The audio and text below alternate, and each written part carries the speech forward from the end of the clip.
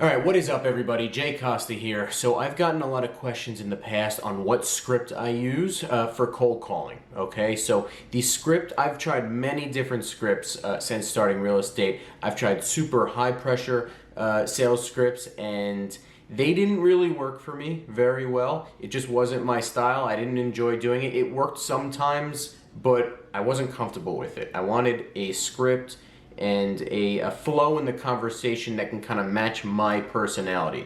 So a little while back, I need to give all credit to Ricky Carruth. A little while back, I found out Ricky Carruth's real estate script. I've been using it for, I don't know, let's say maybe about 4 years now, and it's completely changed my business. And I'm going to go through it very, very quickly and easily for you here.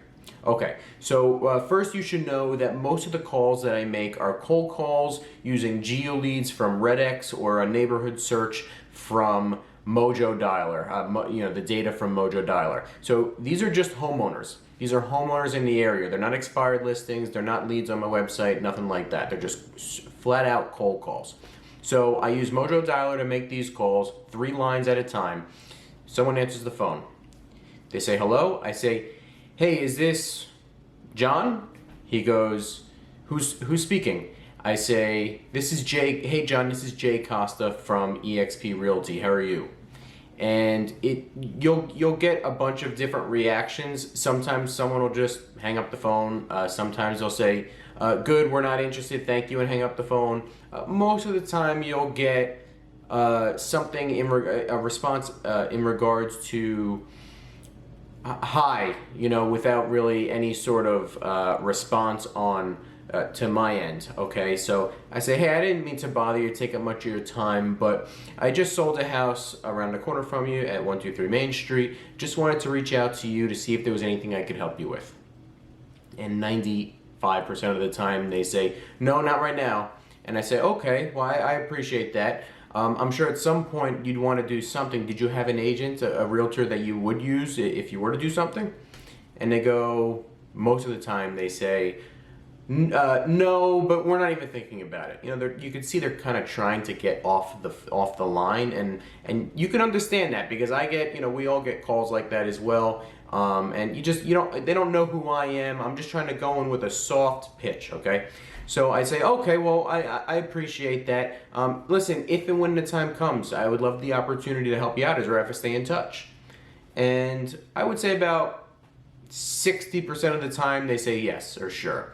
And then after that, I try to always get their email address. So I say, "Okay, John, what's the best email address for you so I could send you my contact information?" And I would say about 50 shot, 50% of those people at this stage give me their email, and then the others say, "No, that's okay, I don't want to send an email." And if they say yes, obviously take their email down and you put them on your weekly email newsletter list with like MailChimp or Constant Contact. Either one's fine. And if they don't want to give it to you, you can just say, "Oh, well, I'm not like a spammer. You try to bring it down a little bit. You try to say, "Hey, I'm not like a telemarketer." Say, I live in town or I live in the area," because they don't know you. They don't know who you are. Just try to explain to them that you're just a local real estate agent.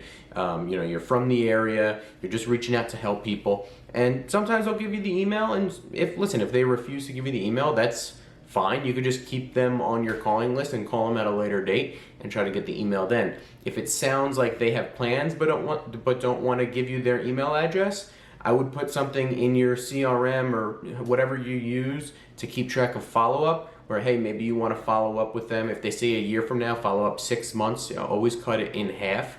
If they say 5 years from now, maybe follow up in a year or two, something like that. But yeah, that's the script that I use. I think it's the best script in real estate. I think it's low pressure, so it makes it very easy to make calls.